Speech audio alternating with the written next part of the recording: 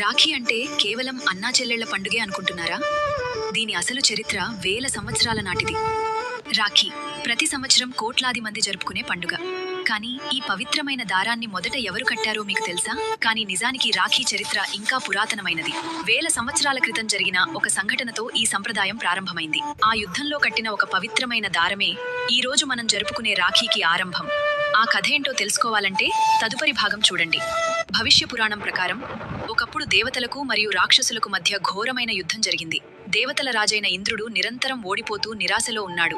అప్పుడు దేవగురువు బృహస్పతి ఒక శక్తివంతమైన పరిహారాన్ని సూచించాడు. శ్రావణ పౌర్ణమి రోజున ఇంద్రుడి భార్య ఇంద్రాణి ఒక పవిత్రమైన దారాన్ని మంత్రాల రక్షాసూత్రాన్ని ఇంద్రుడి చేతికి కట్టింది. ఆ రక్షాసూత్రం దైవ రక్షణకు ప్రతీకగా మారింది. ఆ తర్వాత ఇంద్రుడు యుద్ధంలో విజయం సాధించాడు. కాబట్టి పురాణాల ప్రకారం ఇంద్రాణి కట్టిన రక్షాసూత్రమే మొదటి రాఖీగా పరిగణించబడుతుంది. మహాభారతంలో మరో అందమైన సంఘటన ఉంది. ఒకసారి శ్రీకృష్ణుడి వేలికి గాయమై రక్తం కారింది. అది చూసిన ద్రౌపది వెంటనే ఆయన దగ్గరకు వచ్చింది. తన చీర అంచును చించి ఆయన వేలికి కట్టింది. ఆమె ప్రేమకు కృష్ణుడు కదిలిపోయి, నీకెప్పుడు ఆపద వచ్చినా నేను రక్షిస్తాను అని మాటిచ్చాడు. కొంతకాలం తర్వాత కౌరవ సభలో ద్రౌపది తీవ్రమైన అవమానానికి ఎదుర్కొంది.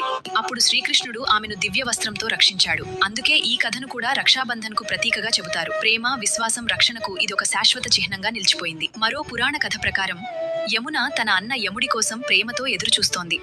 చాలా కాలం తర్వాత యముడు తన చెల్లెల్ని కలవడానికి వచ్చాడు.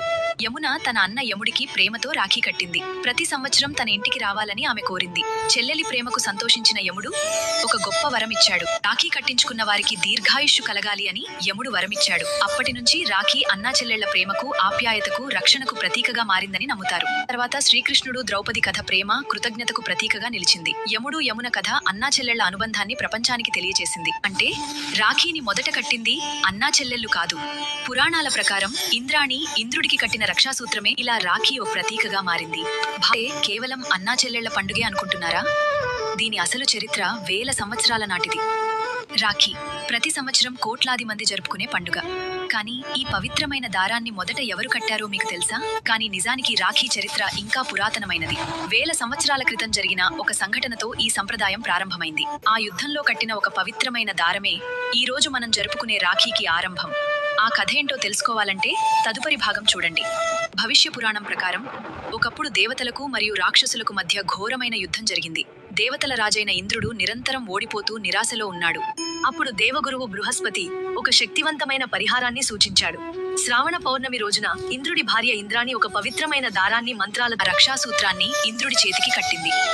ఆ రక్షాసూత్రం దైవ రక్షణకు ప్రతీకగా మారింది.